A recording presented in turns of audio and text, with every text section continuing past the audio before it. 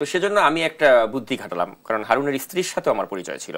আমি একদিন হারুনের স্ত্রীকে আমি নক দিলাম এবং বললাম যে আপনার হাজবেন্ড থাকে, সে তখন কই আমি জানি না, কিন্তু তার নাম্বারে তাকে পাওয়া গিয়েছে। মানে হারুনকে তো কোনো নাম্বারে পাওয়া যাচ্ছিল না, কিন্তু তার স্ত্রীর নাম্বারটা অন ছিল। তো আমি তার স্ত্রীকে ফোন করে বললাম যে আপনার হাজবেন্ডকে বলেন আমাকে কল দিতে, না হলে কিন্তু হারুনের অনেক কিছুই কিন্তু আমার কাছে আছে। মানে আপনি কেটে বলতে পারেন ওয়ান কাইন্ড অফ, আমরা ইনভেস্টিগেশনের সাংবাদিকতার ক্ষেত্রে কিন্তু অনেক ধরনের ট্রিক্স অবলম্বন করি।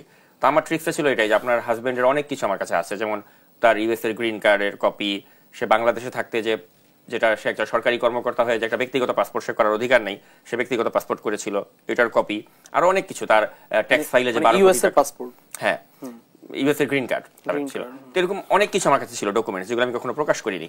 তাই আমি বলেছি আমি কিন্তু এগুলো ফাঁস করে দিব, তাকে বলেন আমাকে একটা কল দিতে, আমি একটা সাক্ষাৎকার নিব, নাহলে আমি এগুলো কিন্তু ফাঁস করে দিব। তো তখন হারুনের স্ত্রী হারুনকে নিশ্চয়ই বলেছে যে তুমি ওনাকে কল করো, নাহলে কিন্তু এগুলো মিডিয়াতে চলে আসবে।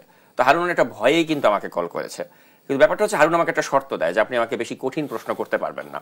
যে কারণে আপনি দেখবেন যে আমি কিন্তু মোটামুটি একটু সহজ প্রশ্নই তাকে করেছি, যে কারণে অনেকেই আমাকে কিন্তু ব্লেম দিয়েছে যে আপনি হারুনকে ছাড় দিয়েছেন বা আপনি হারুনের পয়সা খেয়েছেন, এরকম মানে অভিযোগও কিন্তু আমার বিরুদ্ধে এসেছিল। কিন্তু আমি চাচ্ছিলাম কি তার সাথে একটা সম্পর্ক বজায় রেখে ফলো আপ ইন্টারভিউ করতে, যে একদিনেই তাকে সব প্রশ্ন করে কারণ আমি জানি যে তাকে রাজ সাক্ষী বানানো যেতে পারে, কারণ শেখ হাসিনার দুঃশাসনকে হারুন যতটা কাছে থেকে দেখেছে ওভাবে আর কেউই দেখেনি।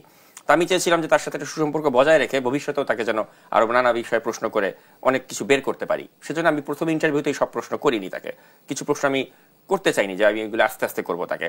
কিন্তু পরে যেটা হলো যে ওই একটা ইন্টারভিউর পরে হারুন এত চাপে পড়ে যায়, বিশেষ করে আওয়ামী লীগের যারা, তারা তাকে বলেছে যে তুমি তো 2 কুল হারালে, তুমি এই কুল ওই কুল 2 কুল তোমার শেষ, এ ধরনের হুমকি হারুনকে দেওয়া হয়।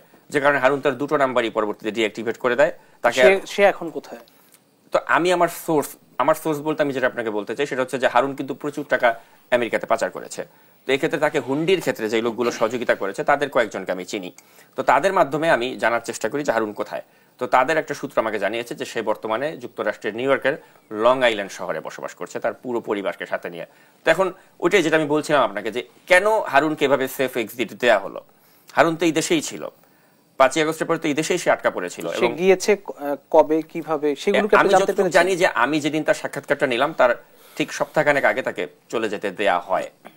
কারা দিয়েছে, কেন দিয়েছে, এই প্রশ্নগুলো কিন্তু আসবে, টুডে অর টুমোর এই প্রশ্নগুলো আসবে। এবং যারা এটার সাথে জড়িত বা যারা এই কাজটা করেছে আমি নিশ্চিত যেটা অবশ্যই টাকা পয়সার লেনদেন হয়েছে, না হলে এইভাবে ছেড়ে দেওয়া হয় না। এবং আমি এটাও নিশ্চিত এবং আমি দায়িত্ব নিয়ে বলছি আমার সোর্সের মারফত আমি যেটা জানতে পেরেছি, কারণ আমাদের তো এখন গণমাধ্যম স্বাধীন, আমরা এটা বলতেই পারি, হাসান মাহমুদের মতো ব্যক্তি, সাবেক পররাষ্ট্রমন্ত্রী, তাকে মোটা অঙ্কের টাকার বিনিময়ে কিন্তু এই দেশ ত্যাগ করতে দেওয়া হয়েছে।